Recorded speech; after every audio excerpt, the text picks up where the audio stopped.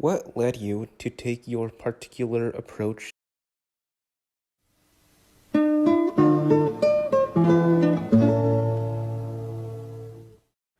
Winston had the feeling that they were talking at cross purposes.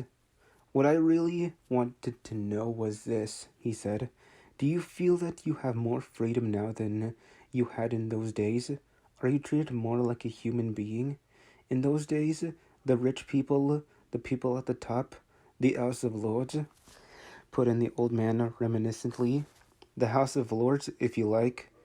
What I'm asking is, were these people able to treat you as an inferior simply because they were rich and you were poor? Is it a fact, for instance, that you had to call them sir and take off your cap when you passed them?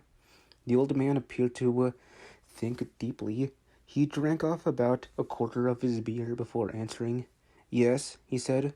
They liked you to touch your cap to him. It showed respect, like. I didn't agree with it myself, but I'd done it often enough. Had to, as you might say. And was it usual? I'm only quoting what I've read in his 3 books. Was it usual for these people and their servants to push you off the pavement into the gutter? One of them pushed me once, said the old man. I recollect it as if it was yesterday. It was boat race night. Terrible rowdy they used to get on boat race night. And I bumped into a young bloke on Shaftesbury Avenue. Quite the gent it was. Dress shirt, top hat, black overcoat. It was kind of zigzagging across the pavement, and I bumps into him accident-like. He says, "Why can't you look where you're going?" he says. I says, "Do you think you bought the bleeding pavement?" He says, "I'll twist your bloody head off if you get fresh with me." I says, "You're drunk? I'll give you in charge in half a minute." I says, "And if you believe me," he puts his hand on me chest and gives me a shove as pretty near sent me under the wheels of a bus. Well, I was young in them days, and I was going to have fetched him one, only... A sense of helplessness took hold of Winston. The old man's memory was nothing but a rubbish heap of details. One could question him all day without getting any real information. The party histories might still be true, after a fashion. They might even be completely true. He made a last attempt. "Perhaps I've not made myself clear," he said. "What I'm trying to say is this. You have been alive a very long time. You lived half your life before the revolution. In 1925, for instance, you were already grown up. Would you say, from what you can remember, that life in 1925 was better than it is now, or worse? If you could choose, you would prefer to live then or now?" The old man looked meditatively at the darts board. He finished up his beer more slowly than before. When he spoke, it was with a tolerant, philosophic air, as though the beer had mellowed him. "I know what you expect me to say," he said. "You expect me to say I'd sooner be young again. Most people say they'd sooner be young, if you asked them. You've got your health and strength when you're young. When you get to my time of life, you ain't never will. I suffer something wicked from my feet, and my bladder's just terrible. 6 and 7 times a night, as me out of bed. On the other end, there's great advantages in being an old man. You ain't got the same worries, no truck with women, and that's a great thing. I ain't had a woman for near on 30 year, if you'd credit me, nor wanted to. What's more..." Winston sat back against the windowsill. It was no use going on. He was about to buy some more beer when the old man suddenly got up and shuffled rapidly into the stinking urinal at the side of the room. The extra half-liter was already working on him. Winston sat for a minute or two gazing at his empty glass and hardly noticed when his feet carried him out into the street again. Within 20 years, at the most, he lay reflected the huge and simple question: was life better before the revolution than it is now? Would have ceased once and for all to be answerable. But in effect, it was unanswerable even now, since the few scattered survivors from the ancient world were incapable of comparing one age with another. They remembered a million useless things: a quarrel with a workmate, a hunt for a lost bicycle pump, the expression on a long dead sister's face, the swirls of dust on a windy morning 70 years ago. But all the relevant facts were outside the range of their vision. They were like the ant, which can see small objects but not large ones. And when memory failed and written records were falsified, when that happened, the claim of the party to have improved the conditions of human life had to be accepted because there didn't exist and never again could exist any standard against which could be tested. At this moment, his train of thought stopped abruptly. He halted and looked up. He was in a narrow street with a few dark little shops interspersed among dwelling houses. Immediately above his head there hung three discolored metal balls, which looked as if they had once been gilded. He seemed to know the place. Of course, he was standing outside the junk shop where he had bought the diary. A twinge of fear went through him.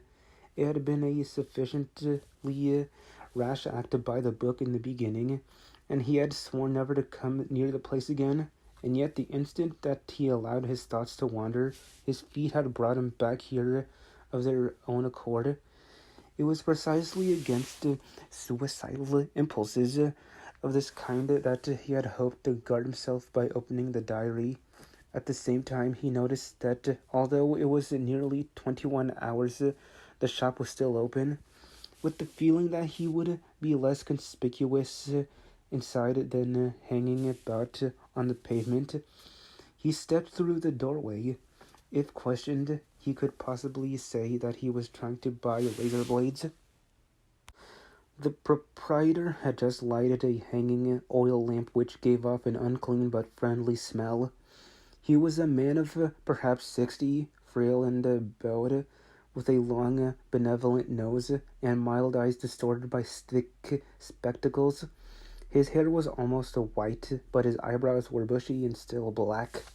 His spectacles, his gentle, fussy movements, and the fact that he was wearing an aged jacket of black velvet gave him a vague air of intellectuality, as though he had been some kind of literary man, or perhaps a musician. His voice was soft, as though faded, and his accent less debased than that of the majority of Pearls. "I recognized you on the pavement," he said immediately. "You're the gentleman that bought the young lady's keepsake album. That was a beautiful bit of paper, that was. Cream-laid, it used to be called. There's been no paper like that made for, oh, I dare say 50 years. He peered at Winston over the top of his spectacles. "Is there anything special I can do for you, or did you just want to look around?" "I was passing," said Winston vaguely. "I just looked in. I don't want anything in particular." "It's just as well," said the other, "because I don't suppose I could have satisfied you." He made an apologetic gesture with his soft-palmed hand. "You can see how it is. An empty shop, you might say. Between you and me, the antique trade's just about finished. No demand any longer, and no stock either. Furniture, china, glass, it's all been broken up by degrees, and of course the metal stuff's mostly been melted down. I haven't seen a brass candlestick in years." The tiny interior of the shop was in fact uncomfortably full, but there was almost nothing in it of the slightest value. The floor space was very restricted, because all around the walls were stacked innumerable dusty picture frames. In the window there were trays of nuts and bolts, worn-out chisels, penknives with broken blades, tarnished watches that did not even pretend to be in going order, and other miscellaneous rubbish. Only on a small table in the corner was there a litter of odds and ends, lacquered snuff boxes, agate brooches, and the like, which looked as though they might include something interesting.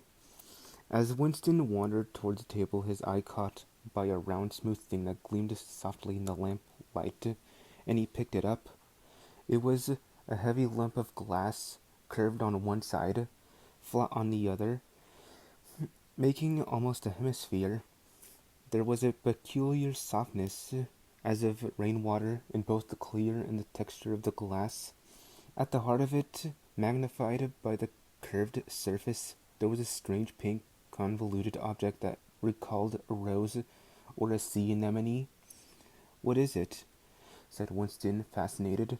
"That's coral, that is," said the old man. "It must have come from the Indian Ocean.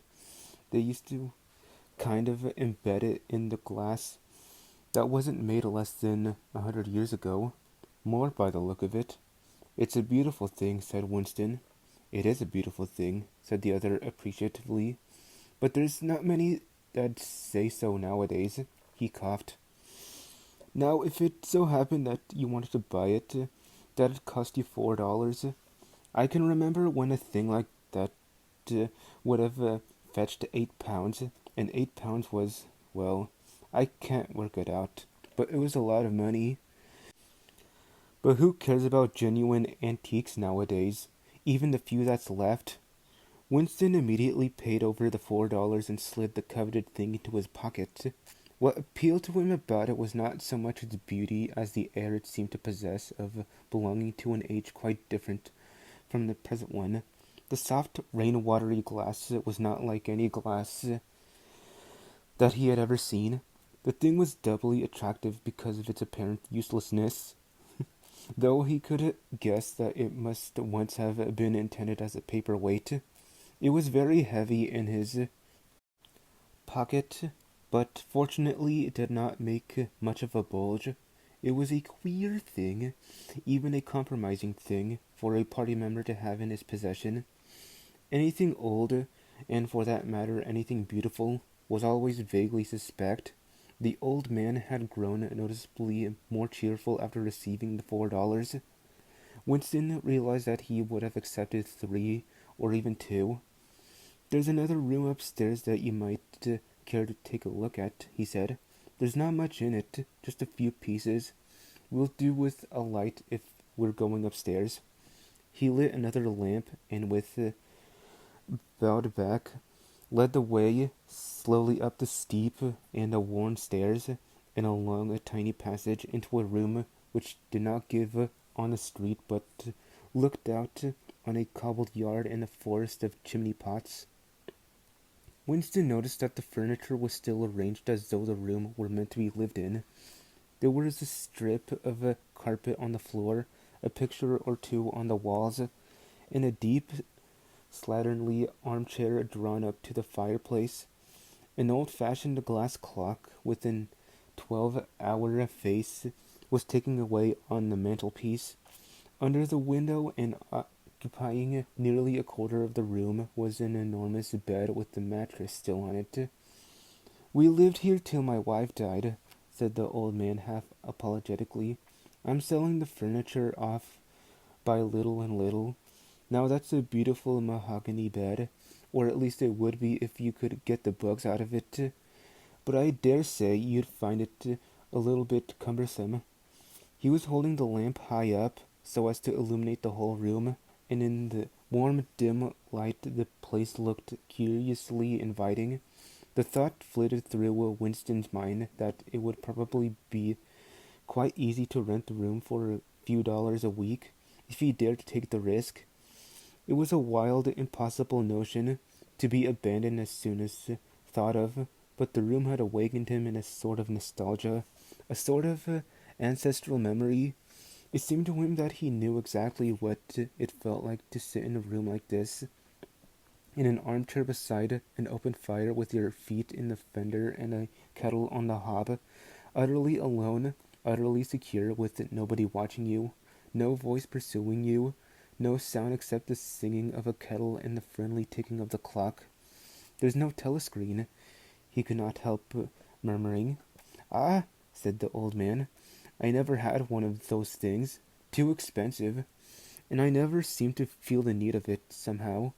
Now that's a nice gate leg table in the corner there, though of course you'd have to put new hinges on it if you wanted to use the flaps.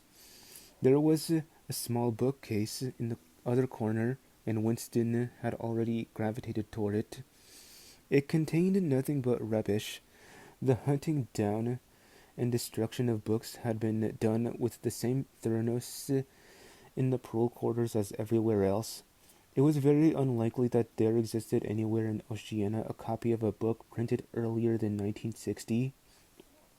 The old man, still carrying the lamp, was standing in front of a picture in a rosewood frame, which hung on the other side of the fireplace opposite the bed.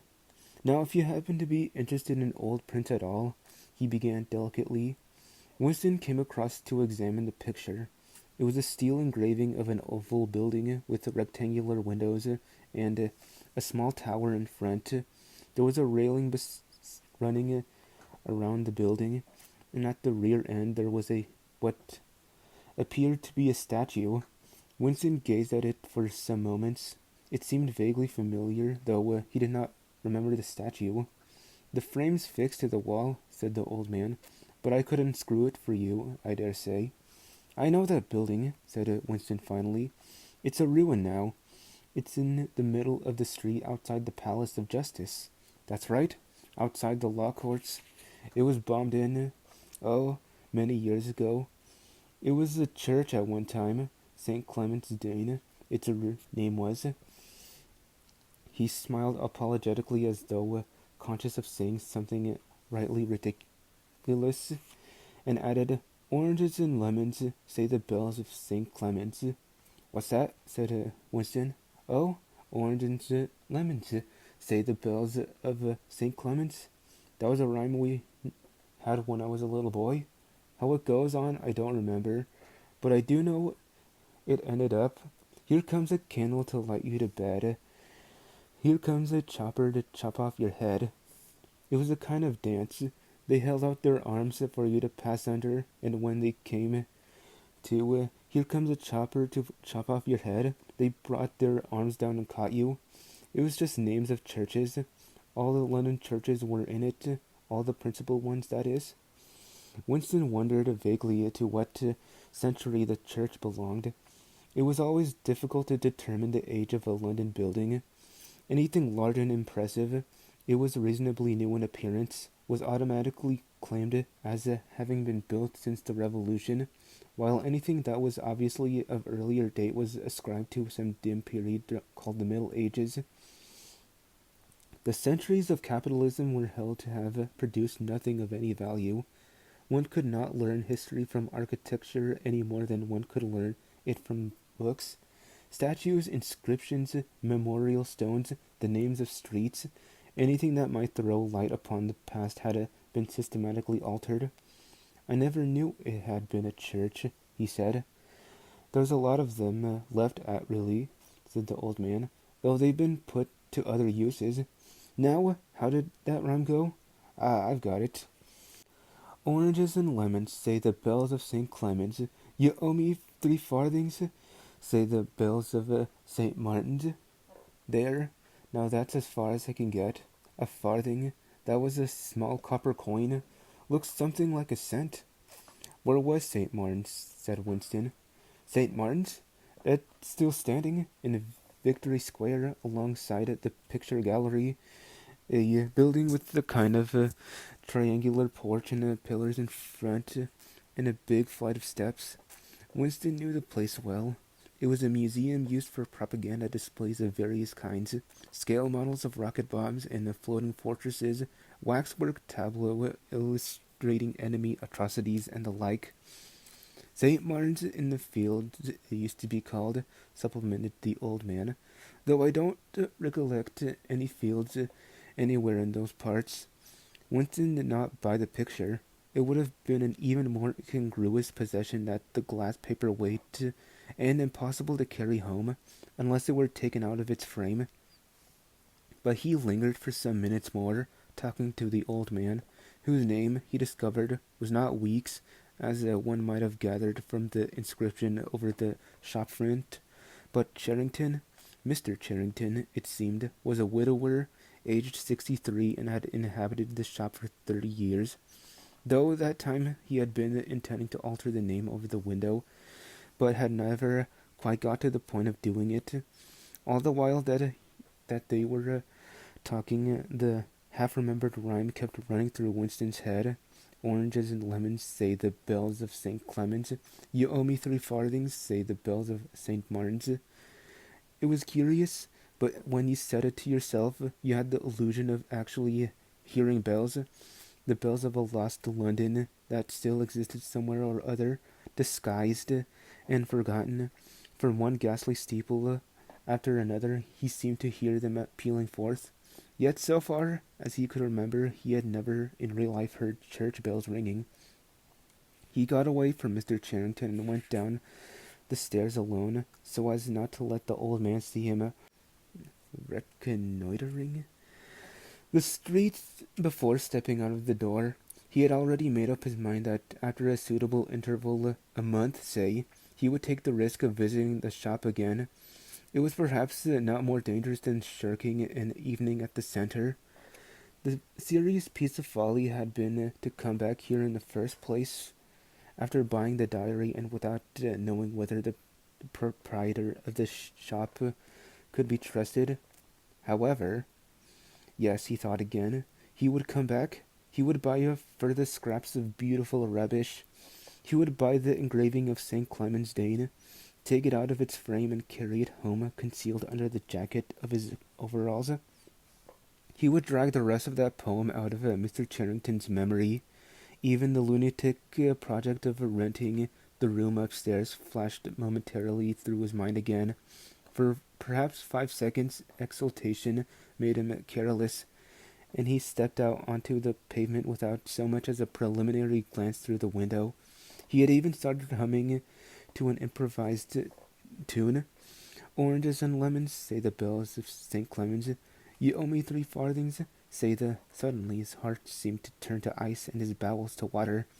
A figure in blue overalls was coming down the pavement, not 10 meters away.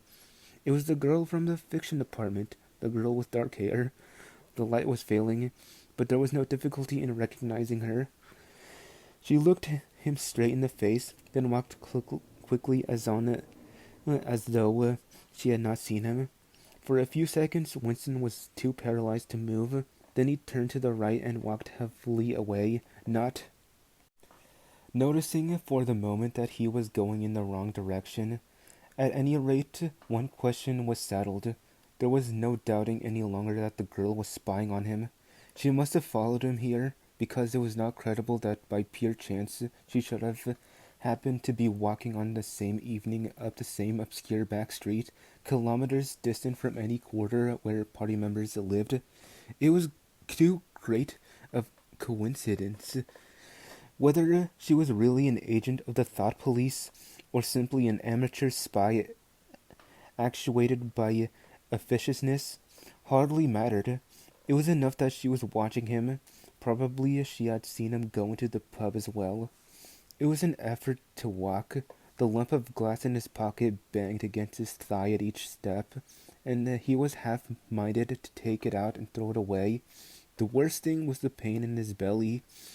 For a couple of minutes he had the feeling that he would die if he did not reach a lavatory soon. But there would be no public lavatories in a quarter like this. Then the spasm passed, leaving a dull ache behind. The street was a blind alley. Winston halted, stood for several seconds, wondering vaguely what to do, then turned around and began to retrace his steps. As he turned, it occurred to him that the girl had only passed him 3 minutes ago, and that by running he could probably catch up with her. He could keep on her track till they were in some quiet place, and then smash her skull in with a cobblestone. The piece of glass in his pocket would be heavy enough for the job, but he abandoned the idea immediately because even the thought of making any physical effort was unbearable. He could not run, he could not strike a blow. Besides, she was young and lusty and would defend herself. He thought also of hurrying to the community center and staying there till the place closed so as to establish a partial alibi for the evening. But that too was impossible. A deadly lassitude had taken hold of him. All he wanted was to get home quickly and then sit down and be quiet. It was after 22 hours when he got back to the flat.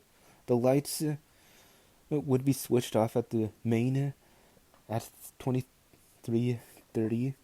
He went into the kitchen and swallowed nearly a teacup full of Victory gin. Then he went to the table in the alcove, sat down, and took the diary out of the drawer, but he did not open it at once. From the telescreen, a brassy female voice was squalling a patriotic song. He sat staring at the marbled cover of the book, trying without success to shut the voice out of his consciousness. It was at night that they come for you, always at night. The proper thing was to kill yourself before they got you. Undoubtedly, some people did so.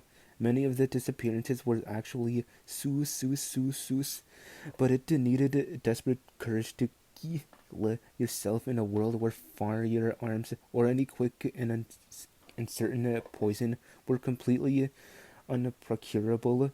He thought with a kind of astonishment of the biological uselessness of pain and fear, the treachery of the human body which always freezes into inertia at exactly the moment when a special effort is needed. He might have silenced the dark-haired girl if only he acted quickly enough, but precisely because of the extremity of his danger, he had lost the power to act. It struck him that in moments of crisis, one is never fighting against an external enemy, but always against one's own body. Even now, in spite of the gin, the dull ache in his belly made a consecutive thought impossible. And it is the same, he perceived, in all seemingly heroic or tragic situations. On the battlefield, in the torture chamber, on a sinking ship, the issues that you were fighting for are always forgotten, because the body swells up until it fills the universe. And even when you are not paralyzed by fright or screaming with pain, life is a moment-to-moment struggle against hunger or cold or sleeplessness, against a sour stomach or an acting tooth. He opened the diary. It was important to write something down. The woman on the telescreen had started a new song. Her voice seemed to stick into his brain like jagged splinters of glass. He tried to think of O'Brien, for whom, or to whom, the diary was written, but instead he began thinking of the thing that would happen when after the thought police took him away. It would not matter if they killed you at once. To be killed was what you expected. But before death, nobody spoke of such things, yet everybody knew of them. There was a routine of confession that had to be gone through, the groveling on the floor and screaming for mercy, the crack of broken bones, the smashed teeth and bloody clots of hair. Why did you have to endure it, since the end was always the same? Why was it not possible to cut a few days or weeks out of your life? Nobody ever escaped detection, and nobody ever failed to confess. When once you had succumbed to thought crime, it was certain that by a given date you would be dead. Why then did that horror, which altered nothing, have to lie embedded in future time? He tried with a little more success than before to summon up the image of O'Brien. "We shall meet in the place where there is no darkness," O'Brien had said to him. He knew what it meant, or thought he knew. The place where there is no darkness was the imagined future, which no one would ever see, but which, by foreknowledge, one could mystically share in. But with the voice from the telescreen nagging at his ears, he could not follow the train of thought further. He put a cigarette in his mouth. Half the tobacco promptly fell out into his tongue, a bitter dust which was difficult to spit out again. The face of Big Brother swam into his mind, displacing that of O'Brien. Just as he had done a few days earlier, he slid a coin out of his pocket and looked at it. The face gazed up on him, heavy, calm, protecting, but what kind of smile was hidden beneath the dark mustache?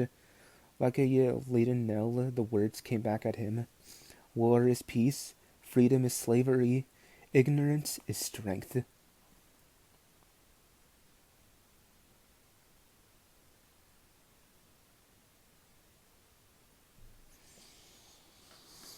It was the middle of the morning, and Winston had left his cubicle to go to the laboratory.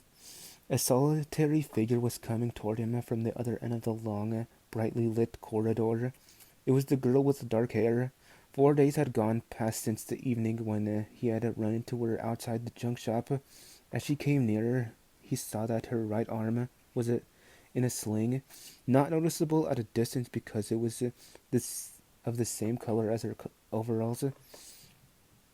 Probably she had crushed her hand while swinging round one of the big kaleidoscopes on which the plots of novels were roughed in. It was a common accident in the fiction department. They were perhaps 4 meters apart when the girl stumbled and fell almost flat on her face. A sharp cry of pain was wrung out of her. She must have fallen right on the injured arm. Winston stopped short. The girl had risen to her knees. Her face had turned a milky yellow color against which her mouth stood out redder than ever. Her eyes were fixed on his, with an appealing expression that looked more like fear than pain. A curious emotion stirred in Winston's heart. In front of him was an enemy who was trying to kill him. In front of him also was a human creature in pain and perhaps with a broken bone. Already he had instinctively started forward to help her. In the moment when he had seen her fall on the bandaged arm, it had been as though he felt the pain in his own body. "You're hurt?" he said. "It's nothing. My arm. It'll be all right in a second." She spoke as though her heart were fluttering. She had certainly turned very pale. "You haven't broken anything?" "No, I'm all right. It hurt for a moment, that's all." She held out her free hand to him, and he helped her up. She had regained some of her color and appeared very much better. "It's nothing," she repeated shortly. "I only gave my wrist a bit of a bang. Thanks, comrade." And with that she walked on in the direction in which she had been going, as briskly as though it had really been nothing. The whole incident could not have taken as much as half a minute.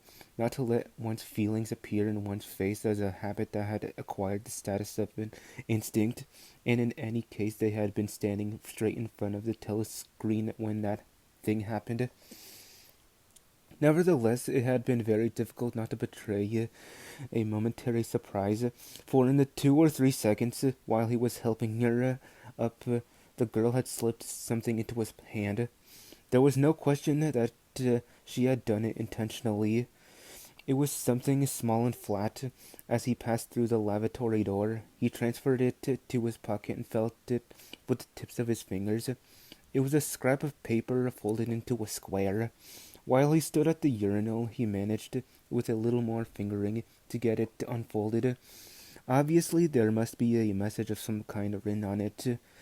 For a moment, he was tempted to take it into one of the water closets and read it at once, but that would be shocking folly, as he well knew. There was no place where you could be more certain that the telescreens were watched continuously. He went back to his cubicle, sat down, threw the fragment of paper casually among the other papers on the desk, put on his spectacles, and hitched the speak right toward him. 5 minutes, he told himself. 5 minutes at the very least. His heart bumped in his breast with a frightening loudness.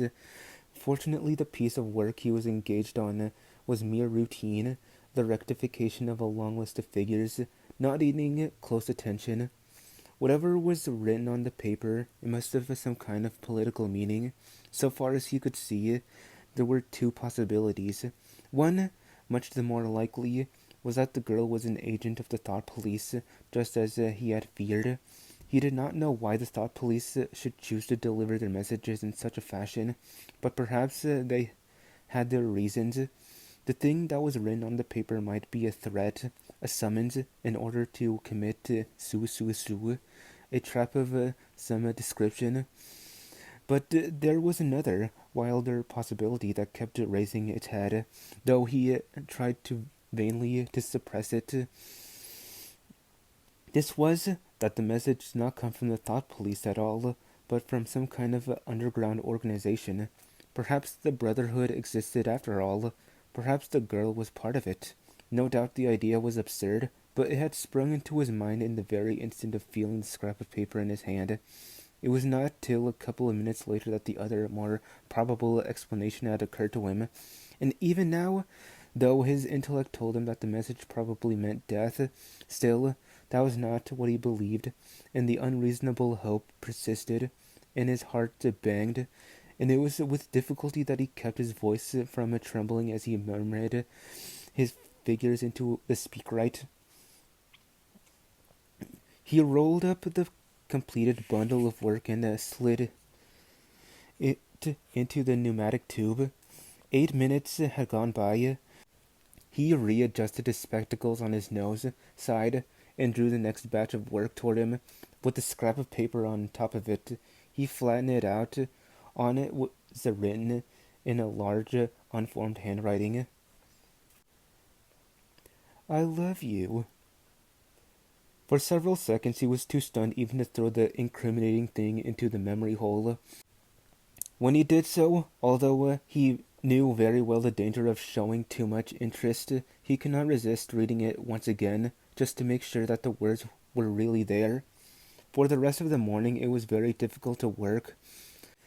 What was even worse than having to focus his mind in a series of jobs was not the need to conceal his agitation from the telescreen.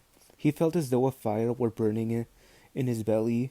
Lunch in the hot, crowded, noise-filled canteen was torment.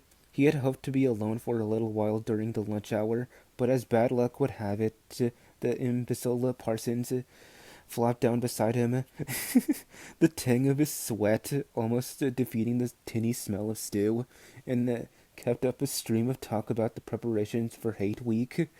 He was particularly enthusiastic about a papier-mâché model of Big Brother's head, 2 meters wide, which was being made for the occasion by his daughter's troop of spies. The irritating thing was that in the racket of voices, Winston could hardly hear what Parsons was saying, and was constantly having to ask for some fatuous remark to be repeated. Just once he caught a glimpse of the girl at a table with 2 other girls at the far end of the room.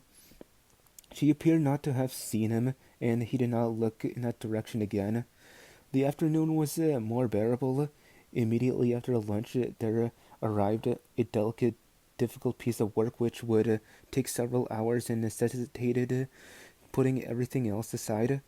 It consisted in falsifying a series of production reports of 2 years ago in such a way as to cast a discredit on a prominent member of the inner party who was now under a cloud. This was the kind of thing that Winston was good at, and for more than 2 hours he succeeded in shutting the girl out of his mind altogether. Then the memory of her face came back, and with it a raging, intolerable desire to be alone. Until he could be alone, it was impossible to think this new development out. Tonight was one of his nights at the community center.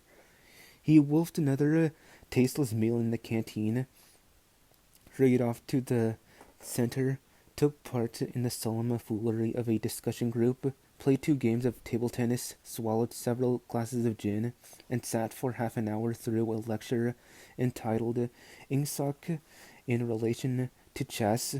His soul writhed with boredom, but for once he had no impulse to shirk his evening at the center.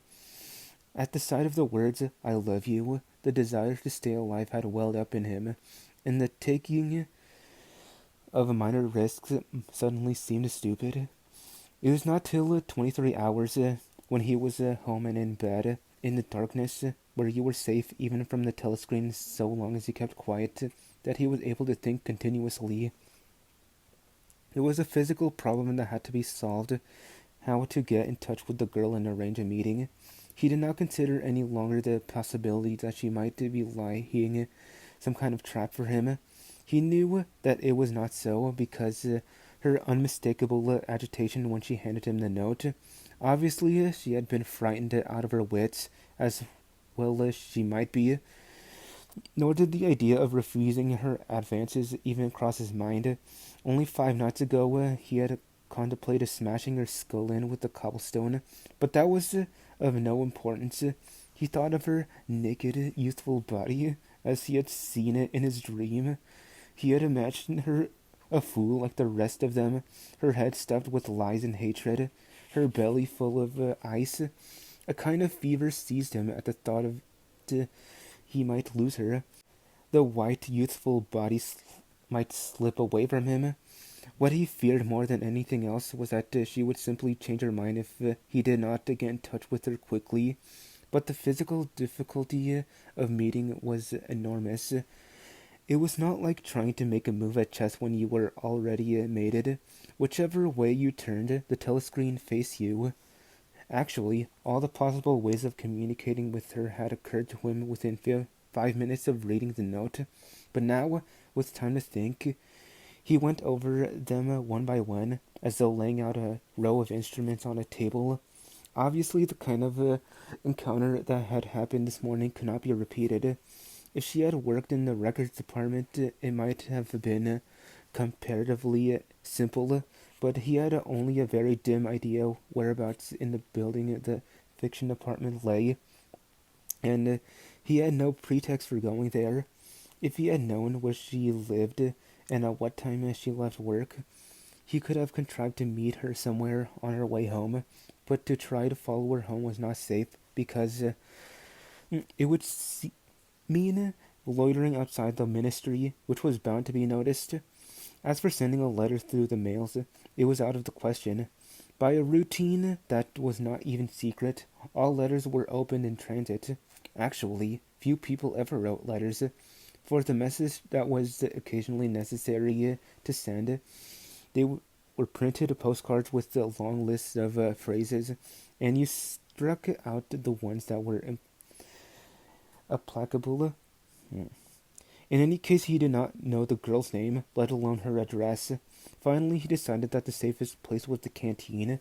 If he could get her at a table by herself, somewhere in the middle of the room, not too near the telescreens, and with a sufficient buzz of conversation all around. If these conditions endured for, say, 30 seconds, it might be possible to exchange a few words. For a week after this, life was like a restless dream. On the next day, she did not appear in the canteen until he was leaving it, the whistle having already blown. Presumably, she had been changed onto a later shift. They passed each other without a glance. On the day after that, she was in the canteen at the usual time, but with 3 other girls and immediately under a telescreen. Then for 3 dreadful days, she did not appear at all. His whole mind and body seemed to be afflicted with an unbearable sensitivity, a sort of transparency which made every movement, every sound, every contact, every word that he had to speak or listen to, an agony. Even in his sleep he could not altogether escape from her image. He did not touch the diary during those days. If there was any relief, it was in his work, in which he could sometimes forget himself for 10 minutes at a stretch. He had absolutely no clue as to what had happened to her. There was no inquiry he could make. She might have been vaporized. She might have committed suicide. She might have been transferred to the other end of Oceania. Worst and likeliest of all, she might simply have changed her mind and decided to avoid him. The next day she reappeared. Her arm was out of the sling and she had a band of sticking plaster around her wrist. The relief of seeing her was so great that he could not resist staring directly at her for several seconds. On the following day he very nearly succeeded in speaking to her. When he came into the canteen, she was sitting at a table well out from the wall and was quite alone. It was early and the place was not very full. The queue edged forward till Winston was almost at the counter, then was held up for 2 minutes because someone in front was complaining that he had not received his tablet of saccharin. But the girl was still alone when Winston secured his tray and began to make for her table. He walked casually toward her, his eyes searching for a place at some table beyond her. It was perhaps 3 meters away from him. Another 2 seconds would do it. Then a voice behind him called, "Smith!" He pretended not to hear. "Smith!" repeated the voice, more loudly. It was no use. He turned round. A blond-headed, silly-faced young man named Wilshire, whom he barely knew, was inviting him with a smile to a vacant place at his table. It was not safe to refuse. After having been recognized, he could not go and sit at a table with an unattended girl. It was too noticeable. He sat down with a friendly smile. The silly blonde face beamed into his. Winston had a hallucination of himself smashing a pickaxe right into the middle of it. The girl's table filled up a few minutes later. But she must have seen him coming toward her, and perhaps she would take the hint. Next day he took care to arrive early. Sure enough, she was at a table in about the same place, and again alone. The person immediately ahead of him in the queue was a small, swiftly moving beetle-like man with a flat face and tiny, suspicious eyes. As Winston turned away from the counter with his tray, he saw that the little man was making straight for the girl's table. His hopes sank again. There was a vacant place at a table further away, but something in the little man's appearance suggested that he would be sufficiently attentive to his own comfort to choose the emptiest table. With ice at his heart, Winston followed. It was no use unless he could get the girl alone. At this moment there was a tremendous crash. The little man was sprawling on all fours. His tray had gone flying. 2 streams of soup and coffee were flowing across the floor. He started to his feet with a malignant glance at Winston, whom he evidently suspected of having tripped him up. But it was all right. 5 seconds later, with a thundering heart, Winston was sitting at the girl's table. He did not look at her. He unpacked his tray and promptly began eating. It was all important to speak at once, before anyone else came, but now a terrible fear had taken possession of him. A week had gone by since she had first approached. She would have changed her mind, and she must have changed her mind. It was impossible that this affair should end successfully. Such things do not happen in real life. He might have flinched altogether from speaking if at this moment he had not seen Ampleforth, the hairy-eared poet, wandering limply round the room with a tray, looking for a place to sit down. In his vague way, Ampleforth was attached to Winston, and would certainly sit down at his table if he caught sight of him. There was perhaps a minute in which to act. Both Winston and the girl were eating steadily. The stuff they were eating was a thin stew, actually a soup of haricot beans. In a low murmur, Winston began speaking. Neither of them looked up. Steadily they spooned the water stuff into their mouths, and between spoonfuls exchanged the few necessary words in low, expressionless voices. "What time do you leave work?" 18:30. "Where can we meet?" "Victory Square, near the monument. It's full of telescreens." "It doesn't matter if there's a crowd." "Any signal?" "No. Don't come up to me until you see me among a lot of people, and don't look at me. Just keep somewhere near me." "What time?" 19 hours. "All right." Ampleforth failed to see Winston and sat down at another table. The girl finished her lunch quickly and made off, while Winston stayed to smoke a cigarette. They did not speak again, and so far it was possible for 2 people sitting on opposite sides of the same table. They did not look at one another. Winston was in Victory Square before the appointed time. He wandered round the base of the enormous fluted column, at the top of which the Big Brother's statue gazed southward toward the skies where he had vanquished the Eurasian airplanes, the East Asian airplanes it had been a few years ago, in the Battle of Airstrip 1. In the street in front of it there was a statue of a man on horseback, which was supposed to represent Oliver Cromwell. At 5 minutes past the hour, the girl had still not appeared. Again the terrible fear seized upon Winston. She was not coming. She had changed her mind. He walked slowly up to the north side of the square and got a sort of pale-coloured pleasure from identifying St. Martin's Church, whose bells, when it had bells, had chimed, "You owe me 3 farthings." Then he saw the girl standing at the base of the monument, reading or pretending to read a poster which ran spirally up the column. It was not safe to go near her until some more people had accumulated. There were telescreens all round the pediment. But at this moment there was a din of shouting and a zoom of heavy vehicles. from somewhere to the left. Suddenly, everyone seemed to be running across the square. The girl nipped nimbly around the lines at the base of the monument and joined in the rush. Winston followed. As he ran, he gathered from some shouted remarks that a convoy of Eurasian prisoners was passing. Already a dense mass of people was blocking the south side of the square. Winston, at normal times the kind of person who gravitates to the outer edge of any kind of scrimmage, shoved, butted, squirmed his way forward into the heart of the crowd. Soon he was within arm's length of the girl, but the way was blocked by an enormous prole and an almost equally enormous woman, presumably his wife, who seemed to form an impenetrable wall of flesh. Winston wriggled himself sideways, and with a violent lunge managed to drive his shoulder between them. For a moment it felt as though his entrails were being ground to pulp between the two muscular hips. Then he had broken through, sweating a little. He was next to the girl. They were shoulder to shoulder, both staring fixedly in front of them. A long line of trucks with wooden-faced guards, armed with submachine guns, standing upright in each corner, was passing slowly down the street. In the trucks, little yellow men in shabby greenish uniforms were squatting, jammed close together. Their sad Mongolian faces gazed out over the sides of the trucks, utterly incurious. Occasionally, when a truck jolted, there was a clank of metal. All the prisoners were wearing leg irons. Truckload after truckload of the sad faces passed.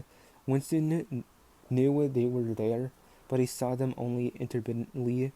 The girl's shoulder and her arm right down to the elbow were pressed against his. Her cheek was almost near enough for him to feel its warmth.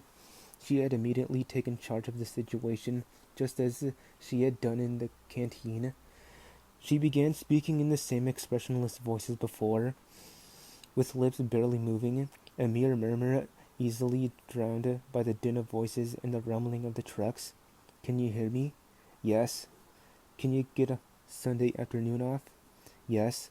"Then listen carefully. You'll have to remember this. Go to Paddington Station." With a sort of military precision that astonished him, she outlined the route that he was to follow. A half-hour railway journey, then left outside the station. 2 kilometers along the road, a gate with the top bar missing, a path across the field, a grass-grown lane, a track between bushes, a dead tree with moss on it. It was as though she had a map inside her head. "Can you remember all that?" she murmured finally. "Yes."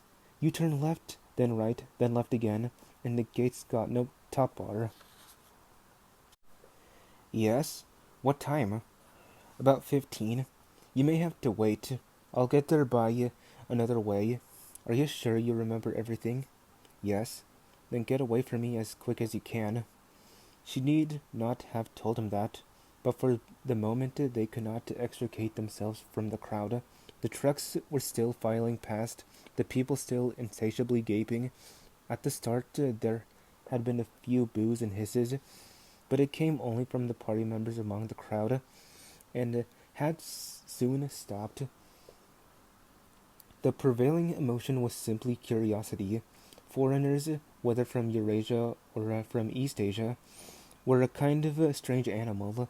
One literally never saw them except in the guise of prisoners, and even as prisoners one never got more than a momentary glimpse of them, nor did one know what became of them. Apart from the few who were hanged as war criminals, the others simply vanished, presumably into forced labor camps. The round Mongol faces had given way to the faces of a more European type, dirty, bearded, and exhausted. From over scrubby cheekbones, eyes looked into Winston's, sometimes with strange intensity, and flashed away again. The convoy was drawing to an end. In the last truck he could see an aged man, his face a mass of grizzled hair, standing upright with wrists crossed in front of him, as though he were used to having them bound together. It was almost time for Winston and the girl to part, but at the last moment, while the crowd still hemmed them in, Her hand felt for his and gave it a fleeting squeeze. It could not have been 10 seconds, and yet it seemed a long time that their hands were clasped together. He had time to learn every detail of her hand. He explored the long fingers, the shapely nails, the work-hardened palm with its row of calluses, the smooth flesh under the wrist. Merely from feeling it, he would have known it by sight. In the same instant, it occurred to him that he did not know what color the girl's eyes were. They were probably brown, but people with dark hair sometimes had blue eyes. To turn his head and look at her would have been inconceivable folly. With hands locked together, invisible among the press of bodies, they stared steadily in front of them, and instead of the eyes of the girl, the eyes of the aged prisoner gazed mournfully at Winston out of nests of hair.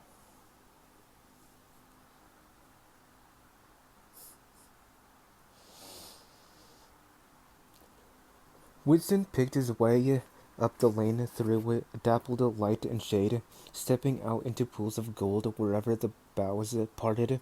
Under the trees to the left of them, the ground was misty with bluebells.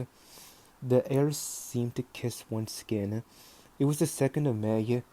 From somewhere deeper in the heart of the wood came the droning of ring-doves. It was a bit early.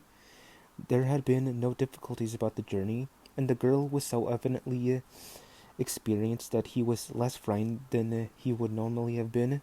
Presumably, she could be trusted to find a safe place. In general, you cannot assume that you were much safer in the country than in London. There were no telescreens, of course, but there was always the danger of concealed microphones by which your voice might be picked up and recognized. Besides, it was not easy to make a journey by yourself without attracting attention. For distances of less than 100 kilometers, it was not necessary to get your passport endorsed, but sometimes there were patrols hanging about the railway stations who examined the papers of any party member they found there and asked awkward questions. However, no patrols had appeared, and on the walk from the station he had made sure by cautious backward glances that he was not being followed. The train was full of proles, in holiday mood because of the summery weather. The wooden-seated carriage in which he travelled was filled to overflowing by a single enormous family, ranging from a toothless great-grandmother to a month-old baby, going out to spend an afternoon with in-laws in the country, and, as they freely explained to Winston, to get hold of their little black market butter. The lane widened in a minute. He came to a footpath she had told him of, a mere cattle track which plunged between the bushes. He had no watch, but it could not be 15 yet. The bluebells were so thick underfoot that it was impossible not to tread on them. He knelt down and began picking some, partly to pass the time away, but also from a vague idea that he would like to have a bunch of flowers to offer to the girl when they met. He had got together a big bunch and was smelling their faint, sickly scent when a sound at the back froze him, the unmistakable crackle of a foot on twigs. He went on picking bluebells. It was the best thing to do. It might be the girl, or he might have been followed after all. To look round was to show guilt. He picked another and another. A hand fell lightly on his shoulder. He looked up. It was the girl. She shook her head, evidently as a warning that he must keep silent, then parted the bushes and quickly led the way along the narrow track into the wood. Obviously she had been that way before, for she dodged the boggy pits as though by habit. Winston followed, still clasping his bunch of flowers. His first feeling was relief, but as he watched the strong, slender body moving in front of him, with the scarlet sash that was just tight enough to bring out the curve of her hips, the sense of his own inferiority was heavy upon him. Even now it seemed quite likely that when she turned round and looked at him, she would draw back after all. The sweetness of the air and the greenness of the leaves daunted him. Already on the walk from the station, the May sunshine had made him feel dirty and etiolated, a creature of indoors, with the sooty dust of London in the pores of his skin. It occurred to him that till now she had probably never seen him in broad daylight in the open. They came to the fallen tree that she had spoken of. The girl hopped over and forced apart the bushes, in which there did not seem to be an opening. When Winston followed her, he found that they were in a natural clearing, a tiny grassy knoll surrounded by tall saplings that shut in completely. The girl stopped and turned. "Here we are," she said. He was facing her at several paces distance. As yet, he did not dare move near to her. "I didn't want to say anything in the lane," she went on, "in case there's a mic hidden there. I don't suppose there is, but there could be. There's always the chance of one of those swine recognizing your voice. We're all right here." He still not had the courage to approach her. "We're all right here?" he repeated stupidly. "Yes. Look at the trees." They were small ashes, which at some time had been cut down and had sprouted up again into a forest of poles, none of them thicker than one's wrist. "There's nothing big enough to hide a mic in. Besides, I've been here before." They were only making conversation. He had managed to move closer to her now. She stood before him very upright, with a smile on her face that looked faintly ironical, as though she were wondering why he was so slow to act. The bluebells had cascaded onto the ground. They seemed to have fallen of their own accord. He took her hand. "Would you believe," he said, "that till this moment I didn't know what color your eyes were?" "They were brown," he noted, "a rather light shade of brown, with dark lashes. Now that you've seen what I'm really like, can you still bear to look at me?" "Yes, easily. I'm 31 years old. I've got a wife that I can't get rid of. I've got varicose veins. I've got false teeth. I couldn't care less," said the girl. The next moment, it was hard to say, but yeah, whose act? She was in his arms. At the beginning, he had no feeling except sheer incredulity. The youthful body was strained against his own. The mass of dark hair was against his face. And yes, actually, she had turned her face up, and he was kissing the wide red mouth. She had clasped her arms around his neck. She was calling him darling, precious one, loved one. He had pulled her down onto the ground. She was utterly unresisting. He could do what he liked with her. But the truth was that he had no physical sensation except that of mere contact. All he felt was incredulity and pride. He was glad that this was happening, but he had no physical desire. It was too soon. Her youth and prettiness had frightened him. He was too much used to living without women. He did not know the reason. The girl picked herself up and pulled a bluebell out of her hair. She sat against him, putting her arm round his waist. "Never mind, dear. There's no hurry. We've got the whole afternoon. Isn't this a splendid hideout? I found it when I got lost once on a community hike. If anyone was coming, you could hear them 100 meters away." "What is your name?" said Winston. "Julia. I know yours. It's Winston. Winston Smith. How did you find that out?" "I expect I'm better at finding things out than you are, dear. Tell me, what do you think of me before the day I gave you the note?" He did not feel any temptation to tell lies to her. It was even a sort of love offering to start off by telling the worst. "I hated the sight of you," he said. "I wanted to you and then murder you afterwards. 2 weeks ago, I thought, see..." Has the dawn ever seen your eyes?